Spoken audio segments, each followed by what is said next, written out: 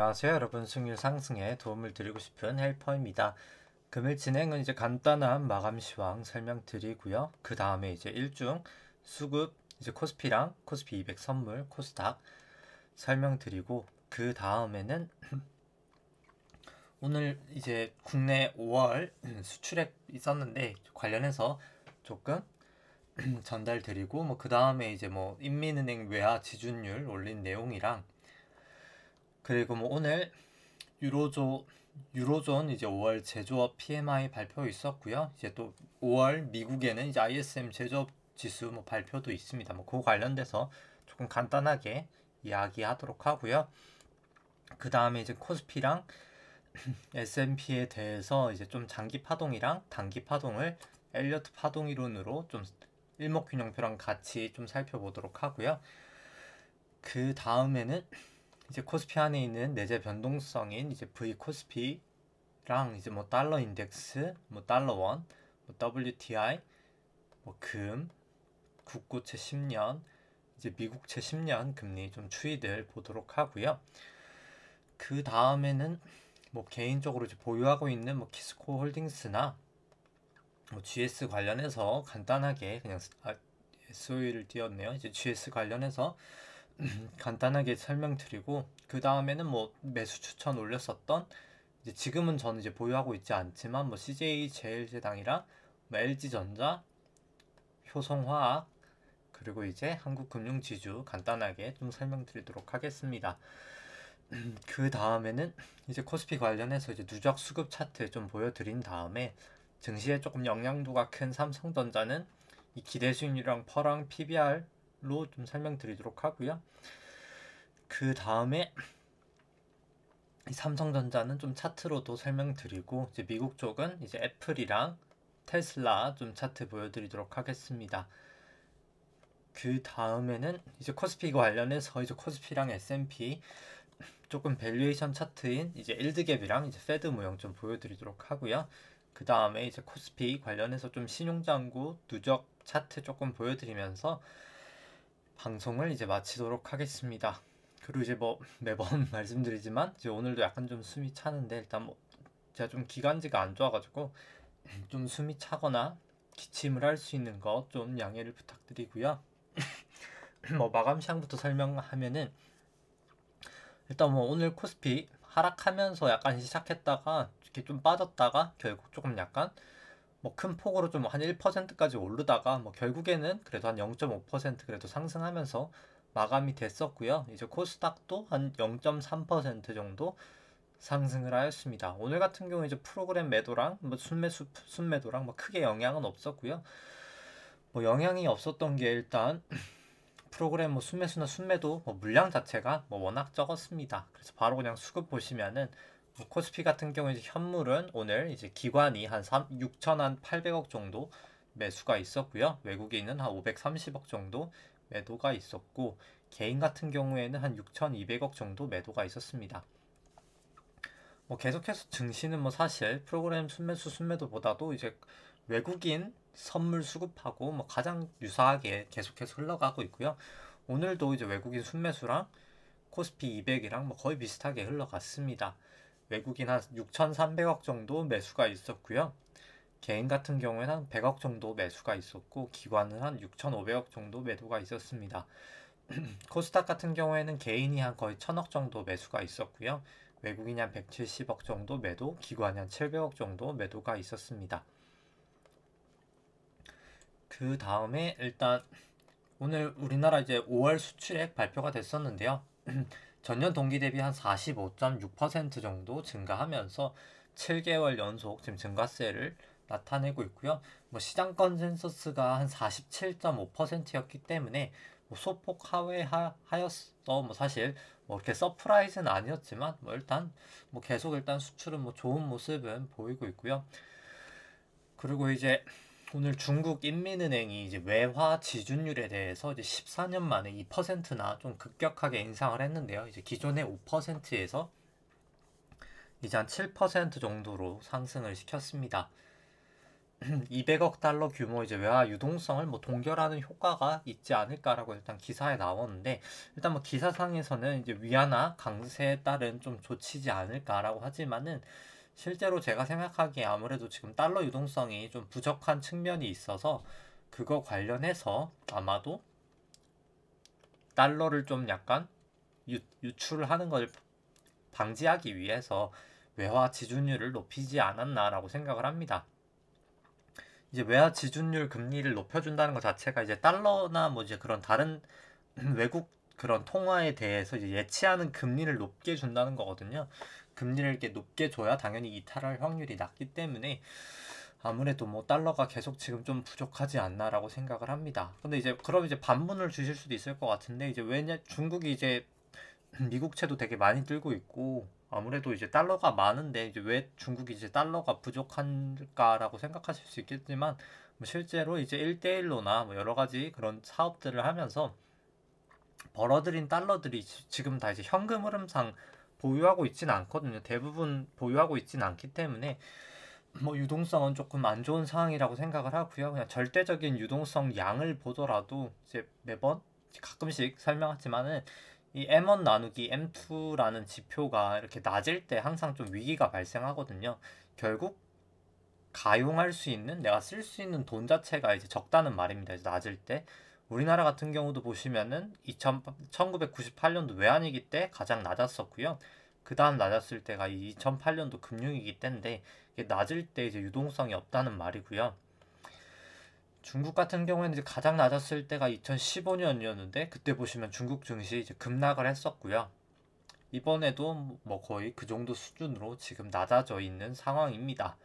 뭐 따라서 유동성을 봤을 때도 이제 중국 쪽은 뭐 계속해서 조금 노이즈가 나지 않을까, 좀 약간 유심히 봐야 될 국가지 않을까라고는 생각을 하고 있고요. 그 다음에는, 그리고 이제 오늘 같은 경우에 이제 유로존에 대해서 이제 5월 제조업 PMI 지수가 나왔는데, 이제 63.1%로 이제 좀 잘 나오면서 유럽 증시는 조금 랠리를 하고 있습니다. 오늘 지금 뭐 상당히 가파르게 상승을 하고 있고요. 보시면 이제 유로스톡스 같은 경우에 1.2% 정도 큰 폭으로 이제 상승을 하고 있는데, 뭐 일단 조금 있다 유로스톡스도 조금 파동 같이 한번 좀 알아보도록 하고요. 이제 오늘 또 이제 미국 5월 ISM 제조업 지수 발표가 있고, 이제 뭐 그것보다도 더 중요한 거는 이제 4일날 금요일날 이제 미국 5월 고용 보고서가 있습니다.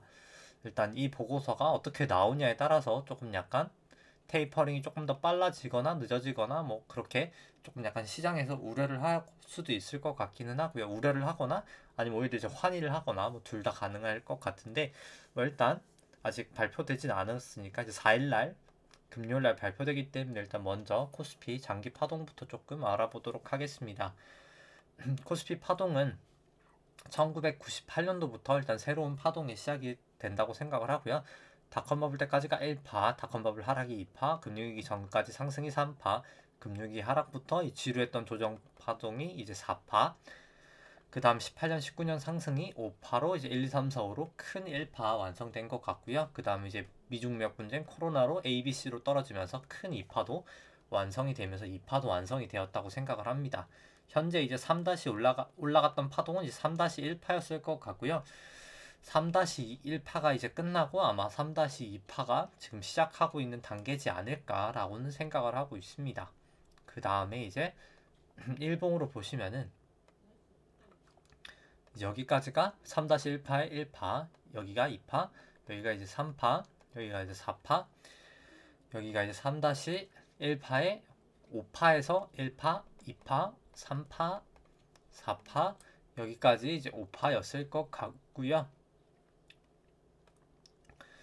그 다음에 이제 이 다음 파동이 이제 중요할 것 같은데, 일단 먼저 이제 일목균형표로 이제 일봉상 먼저 보시면은 뭐 전환선 기준선 이제 다시 호전됐고, 뭐 9일, 26일 후행스팬도 다 호전돼 있기 때문에 뭐 구름대 위에 있고요. 뭐 사실 일목균형표 상으로는 그냥 상승 추세다라고 할 수 있는 추세입니다. 뭐 따라서 뭐 더 올라간다고 오히려 일목균형표 봤을 때는 일단 추세상은 말할 수 있을 것 같고요.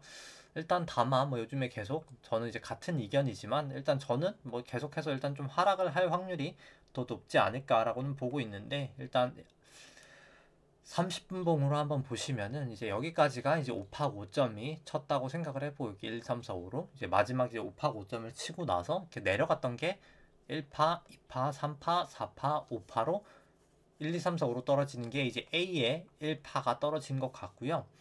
이제 여기가 이제 아마도 개인적으로 저는 A의 2파지 않을까라고 생각을 합니다. 개인적으로 A, B, C, X, A, B, C 이 정도로 지금 올라가고 있는 것 같은데 일단 뭐 그리고 일단 뭐 여기가 그냥 A, B, C로 떨어지는 그냥 딱 한 번에 더 하락 파동이 있든 아니 지금 제가 바라보는 1, 2, 3, 4, 5로 더 떨어지는 파동이 있든지 간에 일단 적어도 한 번에 더 하락은 어디까지 올라갈지 모르겠지만 이 전고점 전까지는 올라갈 수 있겠지만은 이 전고점을 조금 넘지 않은 부근에서 결국에 한번 저는 조금 빠지지 않을까라고는 계속 보고 있기는 합니다.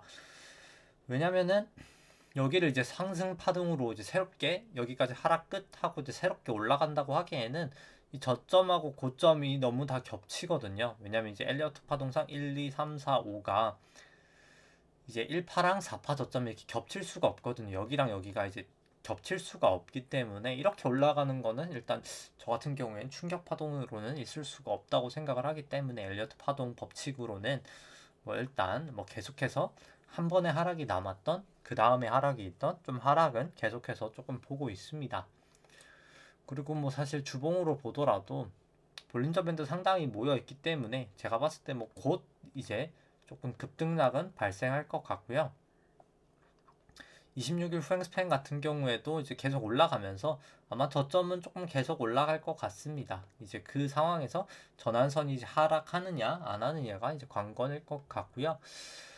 일단 뭐 제가 생각하는 게 일단 뭐 만약에 이게 그냥 지금 이 분봉상 이 부분이 그냥 충격 파동이어서 새롭게 상승을 한다고 치면은 아마 이 전고점을 넘을 거거든요. 3255.90을 넘을 텐데 뭐 이제 어차피 얼마 남지 않았기 때문에 저 같은 경우에 뭐 그냥 오히려 안전하게 매수를 하신다면 여기 전고점을 넘고 나서 하시는 게 뭐 저는 조금 더 안전하지 않을까라고는 생각을 하고 있습니다.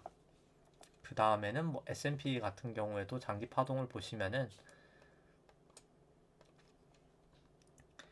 이제 S&P 같은 경우 2008년도 금융위기 바닥부터 여기 2009년부터 새로운 파동의 시작이라고 생각을 하고요. 여기까지가 1파, 여기가 2파, 여기가 3회, 3회, 3회, 3, 3회에서 3회로 3파, 여기가 이제 4파, 여기가 이제 5파 고점을 친 것 같고요. 이제 2파랑 4파 저점을 그어서 잠시만요. 네, 2파랑 4파 고점을 그어서 3파 고점에다가 올려놓으면 채널링을 할 수 있는데 여기 이렇게 뭐 고점하고 고점 다인 부분은 봤을 때도 뭐 채널은 유효한 것 같고요. 여기가 이렇게 주가가 이 채널을 뚫고 나면 조금 더 A, B, C로 이렇게 떨어지지 않을까라고 생각을 합니다. 뭐 개인적으로는 4238.25가 일단 고점이지 않았을까 보고 있고요. 마지막 5파를 조금 일봉으로 보시면은 5파에서 여기까지가 1파, 여기가 2파, 여기가 이제 3파, 여기가 이제 4파, 여기가 마지막 5회 1파, 5회 5회 1파, 5회 5회 2파, 여기가 3파, 여기가 4파 나오고 나서 마지막 5파가 이렇게 1, 2, 3, 4, 5로 해서 5파가 다 나온 것 같고요. 그 다음에 이제 분봉 보시기 전에 일목균형표로 봤을 때도 S&P도 전환선 기준선 다시 호전되고 뭐 9일, 26일 후행스팬 뭐 다 호전돼 있기 때문에 뭐 일단 뭐 추세적으로는 아직까지는 일목균형표 괴선상으로는 상승 추세다라고 오히려 이제 생각할 수 있을 것 같고요. 뭐 다만 조금 분봉으로 봤을 때는 저는 그냥 여기가 1, 2, 3, 4, 5로 해서 A의 1파가 나오고 여기까지가 이제 5파 고점 치고 나서 그 다음에 A파, B파, 지금 이제 C파라고 해서 아마 A의 2파지 않을까라고 생각을 합니다. A, B, C든지 아니면 1, 2, 3, 4, 5든지 뭐 둘 다 뭐 똑같은 상황이지 않을까라고 생각을 하고 있고요. 일단 오늘 일단 뭐 유로스톡스가 좀 많이 올라서 일단 유로스톡스를 보시면은 뭐 똑같이 한번 120분봉으로 마지막 이제 보시면은 유로스톡스 같은 경우에는 제가 봤을 때 이제 여기까지가 그냥 이제 3파였을 것 같고요. 이제 마지막 이제 5파에서의 이제 유로스톡스는 여기까지가 이제 4파가 나오고 나서 이제 코로나 이후로 올라간 상승이 4파가 나오고 나서 여기가 이제 저 같은 경우는 약간 좀 유로스톡스는 지금 쐐기 모양으로 이런 식으로 지금 올라가고 있다고 생각을 하고요. 마지막 5파가 이 마지막 5파의 5파를 한번 보시면은 이제 마지막 5파의 4파 저점이 이제 여기였던 것 같고요. 여기가 이제 이렇게 A, B, 1, 2, 3, 4, 5로 C 딱 떨어지면서 C는 이제 5파로 가기 때문에 이제 4파 조정이 딱 끝난 것 같고, 그럼 여기부터가 이제 새롭게 이제 5파라고 하면은 여기도 1파, 2파, 3파, 4파라고 하면 이렇게 겹치거든요. 근데 겹치면 원래는 안 되는 게 맞는데 이렇게 쐐기 모양으로 올라가는 패턴에서는 이렇게 겹치는 게 유일하게 엘리어트 파동 이론에서 이제 겹칠 수가 있습니다. 이렇게 이런 식으로 올라가거나 뭐 예를 들어서 내려갈 때도 이런 식으로 이렇게 쐐기 모양으로 이렇게 내려가거나 뭐 이런 식으로 올라갈 땐 유일하게 일단 이제 1파랑 4파랑 겹치는 게 가능하고요. 보통 이렇게 쐐기가 나타나고 나서 이제 급격하게 상승을 하거나 역으로 이제 올라가는 쐐기면 급격하게 좀 하락하는 패턴이 나와서 뭐 저는 이제 곧 뭐 고점을 치고 나서 오늘 뭐 쐐기를 거의 다였기 때문에 아마도 1, 2, 3, 4, 5 이렇게 쐐기를 다였기 때문에 곧 고점을 치고 나서 좀 이제 하락을 좀 크게 하지 않을까라고는 뭐 일단 보고 있습니다. 일단 뭐 조금 더 뭐 지켜봐야 될 것 같지만 뭐 저는 일단 좀 하락을 하지 않을까라고는 보고 있고요. 그 다음에 뭐 나스닥 같은 경우 보시더라도 뭐 나스닥은 뭐 S&P도 그렇지만 이제 나스닥 같은 경우에는 일단 뭐 코스피도 그렇고요. 코스피도 한번 보시면 코스피는 뭐 그래도 조금 남기는 했는데 일단 뭐 전고점이 여기여서 일단 코스피는 조금 남긴 했네요. 코스피는 조금 남았는데 나스닥 같은 경우는 한번 보시면은 전고점이 여기거든요. 이제 4월 29일인데 뭐 하루 이틀만 지나면 이제 기준선 방향 자체가 여기가 전고점을 뚫지 못하는 이상 기준선 방향 자체가 내려옵니다. 뭐 기준선 방향 자체가 이제 시장의 방향이기 때문에 뭐 개인적으로 이렇게 되면은 조금 더 하락으로 볼 수 있지 않을까라고는 생각을 하고 있고요. 뭐 나스닥 같은 경우에는 여기 1파, 2파, 3파, 4파라 보기에는 여기가 이제 쐐기가 아닌데도 겹치기 때문에 일단 뭐 그렇게는 파동이 나올 수 없을 것 같고 결국 여기가 1, 2, 3, 4, 5로 한 파동이 끝나고 나서 지금 이제 내려가는 게 분봉으로 한번 보시면은 뭐 모습은 사실 S&P랑 똑같기는 합니다. 뭐 여기 5파 고점을 치고 나서 1, 2, 3, 4, 5로 A 1파 나오고 나서 A파, B파 이렇게 C파인 것 같고요. 이제 아무래도 어제가 이제 메모리얼 데이라고 해서 이제 쉬는 날이었기 때문에 공휴일이었기 때문에 뭐 이렇게 조금 횡보를 보였지만 뭐 곧 조금 움직임이 나타나지 않을까라고 생각을 합니다. 그리고 뭐 사실 나스닥 같은 경우에 3주봉을 한번 보시면은 이제 그냥 현물로 한번 보시면 시계열이 현물이 더 길기 때문에 사실 제가 보통 이제 짧은 파동에서는 MACD나 뭐 RSI를 그렇게까지 많이 참조는 하진 않는데 보시면은 여기 닷컴버블 이후로 사실 이렇게 MACD가 높이 올라갔던 게 처음이거든요. 닷컴버블 때보다도 훨씬 더 많이 오르긴 했고요.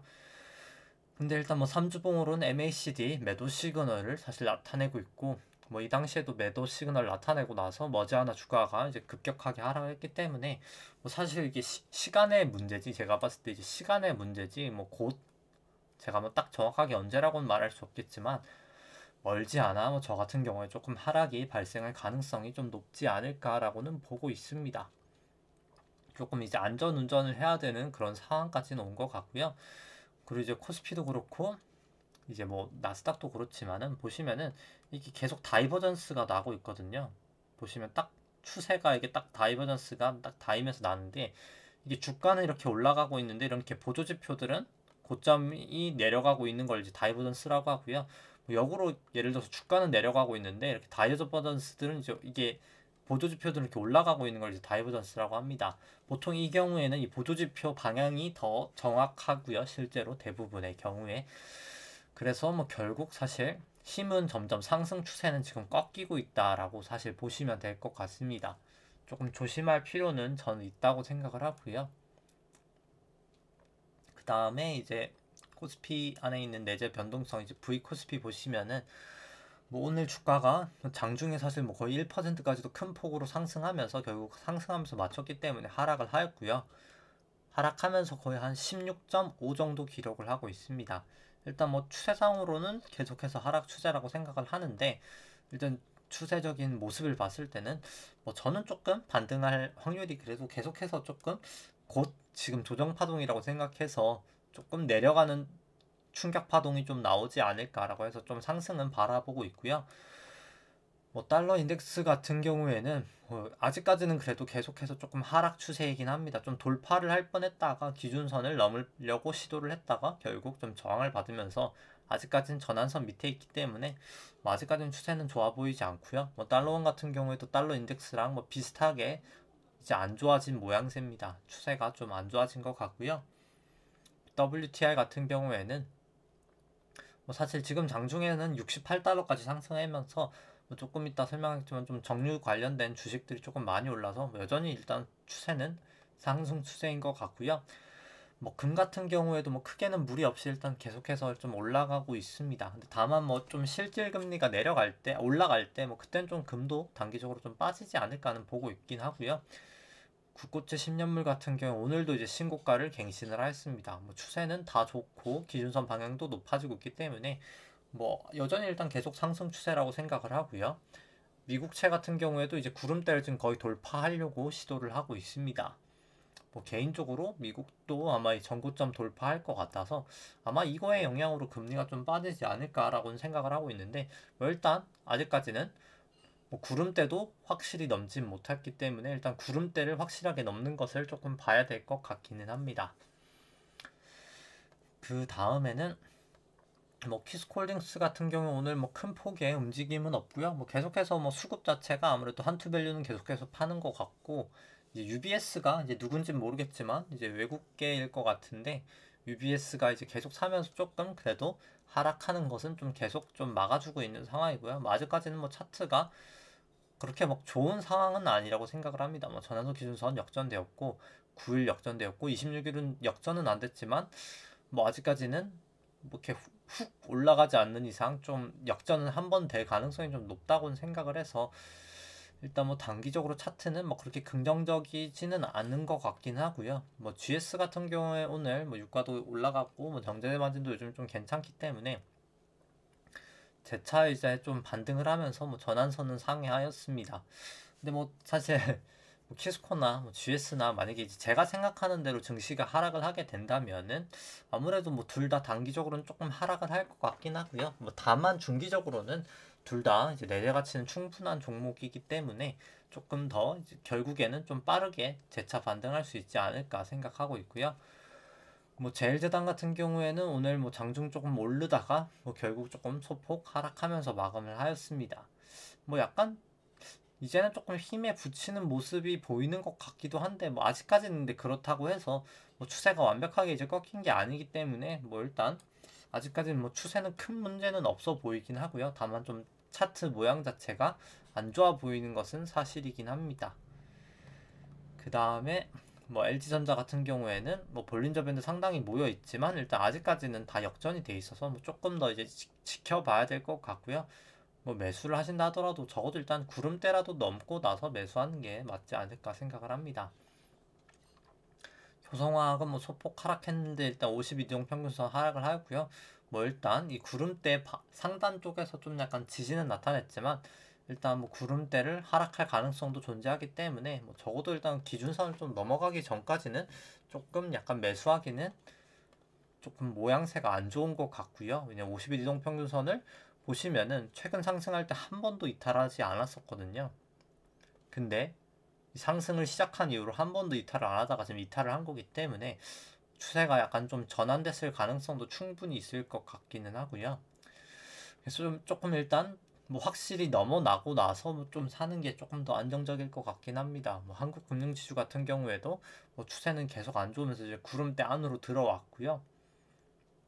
다 역전되어 있기 때문에 뭐 일단 뭐 조금 아직까지는 좀 그냥 지켜보는 단계로 머물러야 되지 않을까라고는 생각하고 있습니다. 뭐 그 다음에 이제 코스피 관련돼서 누적 수급 같은 경우에는 뭐 개인분들 2001년부터 2020년 말까지 71조 누적해도 2019년 말까지 71조 누적해서 매도하다가 뭐 지금 순매수가 27조 정도 되거든요. 뭐 그렇기 때문에 토탈에서 한 98조 정도 1년 한 5개월 동안 매수를 했는데 뭐 역으로 이제 기관하고 외국인은 다 팔고 있어서 수급은 사실 안 좋아 보이는 게 저는 사실이고요. 일단 뭐 중기적으로는 사실 수급도 안 좋아서 전 조금 하락은 바라보고 있습니다.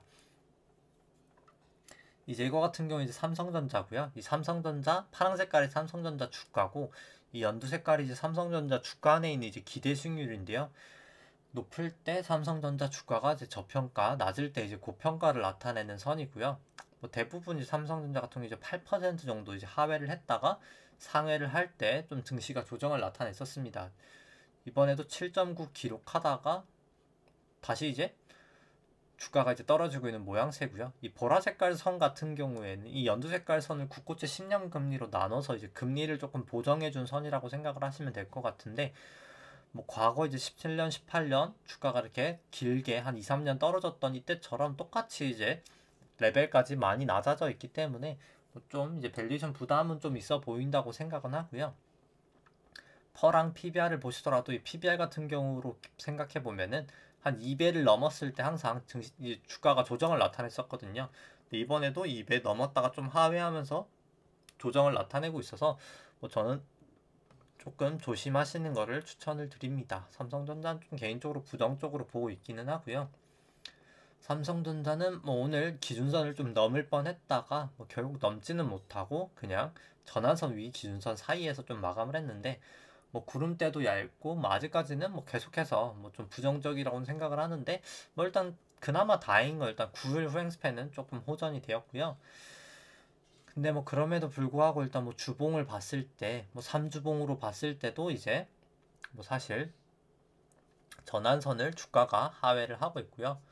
뭐 그렇기 때문에 뭐 부정적이고 이 MACD나 RSI를 봤을 때도 뭐 거의 매도 시그널 지금 나오고 있는 상황이고 그냥 단순하게 주봉을 보더라도 전환선 기준선 역전되어 있고 9일 횡스팬 역전되어 있고 26일 횡스팬도 역전 가능성이 상당히 높기 때문에 뭐 저는 조금 부정적으로 바라보고 있고요.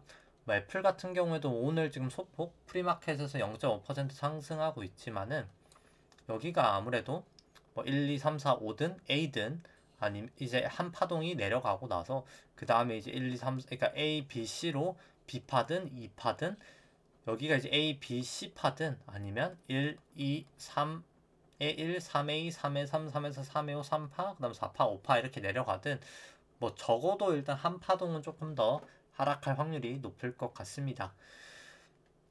이 빨간 색깔 선이 이제 200일 이동 평균선인데요. 200일 이동 평균선이랑 여기를 좀 지지하고 이 50일 이동 평균선이 이제 검은 색깔인데요. 여기를 계속 좀 약간 저항을 보이고 있는데 뭐 결국 어디를 먼저 깨냐의 승부일 것 같지만 뭐 개인적으로 하방을 먼저 이제 깰 확률이 높지 않을까라고는 계속해서 생각을 하고 있고요. 그 다음에 뭐 테슬라도 뭐 애플이랑 뭐 똑같습니다. 뭐 똑같이 200일 이동 평균선에서 조금 약간 지지를 나타내고 있는데 뭐 결국 개인적으로 뭐 좀 중기적으로는 전 조금 하락할 확률이 더 높지 않을까라고는 보고 있고요.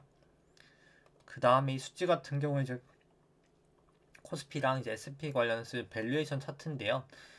이제 코스피 안에 있는 이제 기대 수익률을 이제 지수 안에 있는 주식의 수익률을 이제 채권금리, 국고채 10년 금리로 이제 차감을 한 수치입니다.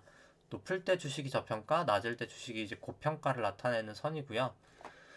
이제 이 수치 같은 경우에는 뭐 지금 뭐 금리가 이제 국내 쪽도 뭐 최근 기준으로 이제 최고치를 이제 기록을 했기 때문에 뭐 상당히 좀 내려와 있는 상황이고요.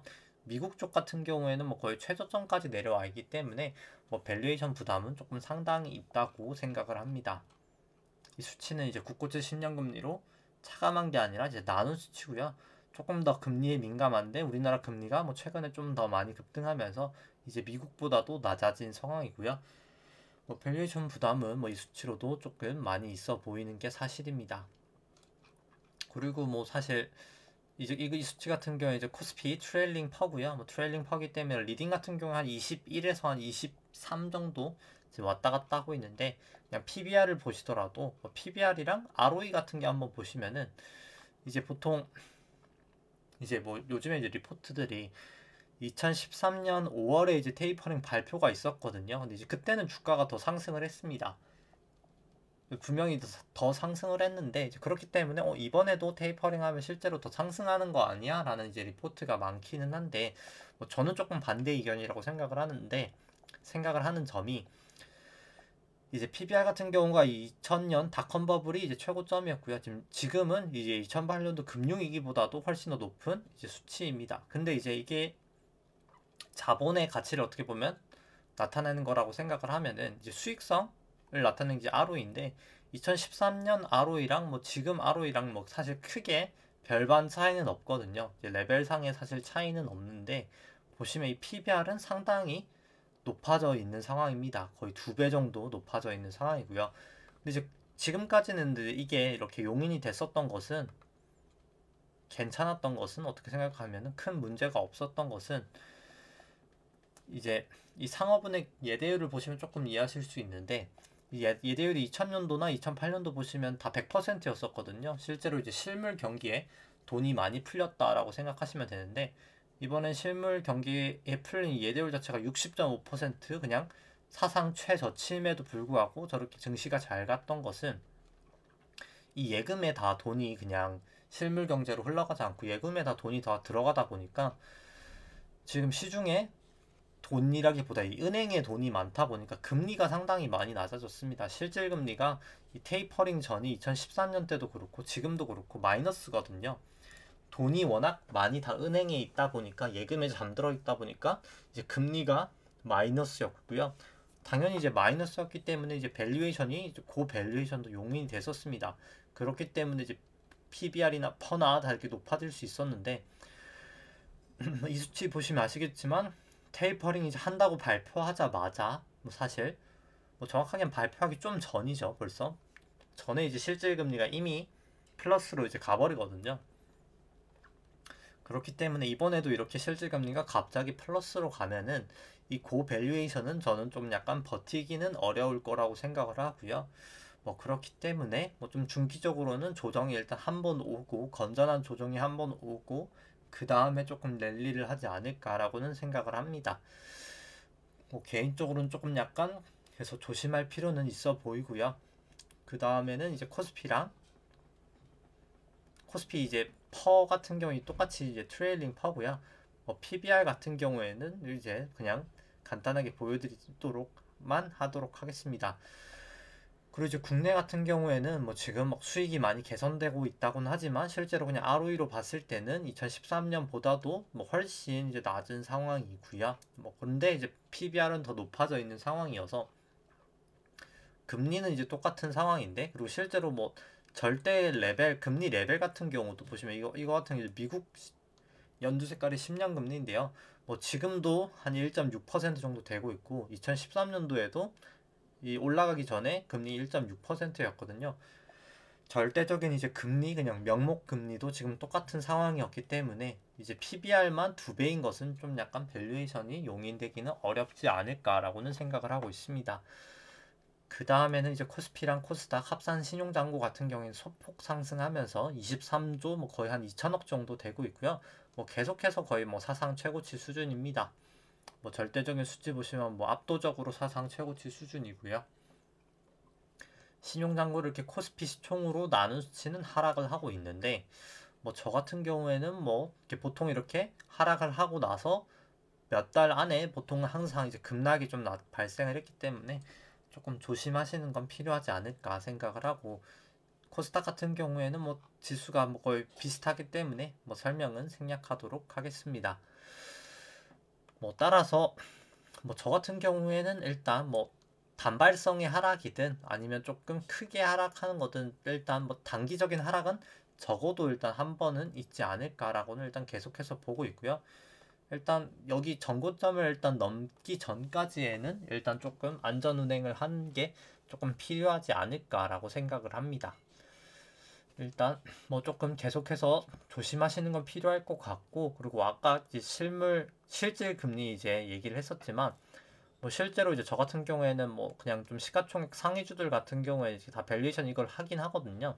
뭐 삼성전자는 이제 보통 상대 가치 평가를 아까 이제 이 림 같은 경우에는 이제 삼성전자에 대해서 딱 절대적인 기준으로 얘가 싸다 비싸다가 아니라 과거에 이제 삼성전자 주가 안에 있는 기대 수익률, 뭐 거의 금리라고 생각하시면 되는데, 뭐 그러니까 쉽게 말해서 뭐 예를 들어서 삼성전자가 저축은행이라고 생각을 하면은 당연히 이제 절대적인 금리로는 그냥 시중은행보단 더 높을 거 아니에요.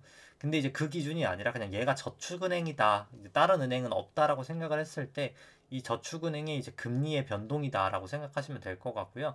근데 개인적으로 뭐 삼성전자는 절대가치 평가를 했을 때는 뭐 대부분 조금 약간 저평가로는 나오는 종목입니다. 뭐 일단 이 종목 자체는 그냥 절대적으로는 계속 조금 저평가가 되어 있는 종목이라고는 생각을 하고요. 뭐 하이닉스는 많이 저평가가 됐었다가 뭐 최근에 많이 올랐었기 때문에 뭐 지금은 조금 가장 최근에 조금 약간 조정을 보이고 있지만 뭐 삼성전자보다 사실 더 많이 올랐었거든요. 뭐 최근 기준으로 이때 당시에는 뭐 그래서 약간 조금 밸류에이션 조금 부담은 삼성전자보다는 좀 있는 것 같고, 뭐 현대차나 뭐 특히 LG화학이나 뭐 롯데케미칼은 뭐 소폭 뭐 플러스긴 하지만 뭐 삼성바이오로직스나 뭐 셀트리온이나 뭐 네이버는 뭐 소폭 플러스긴 합니다만 뭐 대부분이 이제 사실 카카오도 그렇고 상승 여력이 뭐 많이 남아 있지는 않다고 생각을 하거든요. 뭐 실제로 SK텔레콤도 200%였다가 원래 거의 뭐 지금 좀 최근 상승하면서 많이 하락을 한 상황이고요. 뭐 그렇기 때문에 뭐 이 상대가치 평가나 뭐 절대가치 평가나 뭐 하이닉스 보시면은 뭐 거의 최근 기준 전저점까지 와 있고, 뭐 현대차도 보시면은 다 전저점이고요. LG 화학도 보시면은 뭐 당연히 역사적 전저점이고, 뭐 롯데케미칼 같은 경우에 뭐 전저점까지는 아니지만 많이 하락해 있는 상황이고, 뭐 삼성바이오로직스도 그렇고요. 뭐 셀트리온은 뭐 조금 하락해서 뭐 사실 전저점까지는 아니긴 합니다만 뭐 대부분의 뭐 네이버나 여러 가지 종목들이 뭐 사실 많이 이제 사실 밸류에이션 부담은 뭐 조금 있는 단계라고는 생각을 해서 뭐 계속해서 조금 조심할 필요는 있는 단계가 이제 슬슬 오지 않았나라고는 생각을 합니다. 뭐 그래서 일단 뭐 저도 사실 해지를 하고 있는데, 뭐 해지한 건 제가 조금 약간 사실 너무 빨리 해지를 해서 뭐 사실 지금 손실은 좀 많이 나 있기는 한데, 일단 뭐 저 같은 경우 이번 좀 너무 빨리 해서 사실 손실이 난 거지만은 뭐 결국 결과적으로 뭐 그냥 딱 주식 관련된 해지 정도 하는 거 수준은 뭐 좀 저는 뭐 지금 구간 정도에선 좀 나쁘지 않진 않나라고는 생각을 하고 있고요. 만약에 그냥 전고점을 이렇게 풀어버리면 그때 이제 해지한 거 그냥 풀어버리고 뭐 이런 식으로 조금 하면 괜찮지 않나라고는 생각을 하고 있습니다. 아, 그리고 뭐 다른 나라 같은 경우에도 그래서 뭐 우리나라 같은 경우에 이제 여기가 뭐 A파, B파, C파든 아니면 1파, 2파, 3파든 일단 조금 내려가는 파동일 것 같은데, 뭐 니케이가 사실 조금 파동을 읽기는 조금 약간 어렵기는 한데, 일단 뭐 니케이가 일단 뭐 지금 조금 파동이 잘 안 세지기는 하고요. 근데 다만 니케이 같은 경우도 뭐 여기서 그냥 새로운 상승 파동이 조금 시작한다 하기에는 뭐 조금 약간 개인적으로 뭐 좀 어렵지 않을까라고 생각을 하는데, 일단 니케이 같은 경우는 제가 조금 파동이 잘 안 세지기는 하고요. 뭐 유로스톡스는 아까 이제 얘기했듯이 아마도 지금 이게 쐐기 이제 큰 쐐기도 있고 여기 안에서도 지금 이렇게 쐐기 모양으로 지금 움직이고 있는 것 같고요. 뭐 항생 같은 경우는 좀 우리나라랑 비슷한 것 같습니다. 뭐 여기가 A의 1, 뭐 A, B, C로 이제 2파 나오고 이렇게 3파가 나오거나 아니면 A, B, C로 딱 나오기에는 거의 다 파동 모습은 나온 것 같고요. 뭐 상해 종합이 우리나라랑 사실 가장 비슷합니다. 그래서 뭐 개인적으로 뭐 일단 여기도 1파, 여기가 A, B, C, 그 다음에 X, A, B, C 이렇게 올라간 다음에 좀 떨어질 확률이 더 높지 않을까라고 생각을 하고요. 각광 같은 경우에 이제 우리나라보다는 뭐 사실 하락폭도 컸고 뭐 상승폭도 컸었는데, 뭐 여기도 이제 1, 2, 3, 4, 5로 A의 1파가 나오고 나서 뭐 여기도 사실 대충 봤을 땐 거의 이제 쐐기 모양처럼 사실 나오고 있는데요. 여기가 이제 아마도 이제 2파가 A의 2파가 지금 올라가고 있는 파동이지 않을까라고는 생각을 하고 있습니다. 아마도 대만 쪽이 하락폭도 훨씬 더 이제 좀 크지 않을까라고 생각을 하고 있고요. 1파도 컸었기 때문에 2파도 이렇게 급각으로 올라가는 걸 봤을 때는 조금 하락 모양도 조금 더 크지 않을까라고는 생각을 하고 있습니다.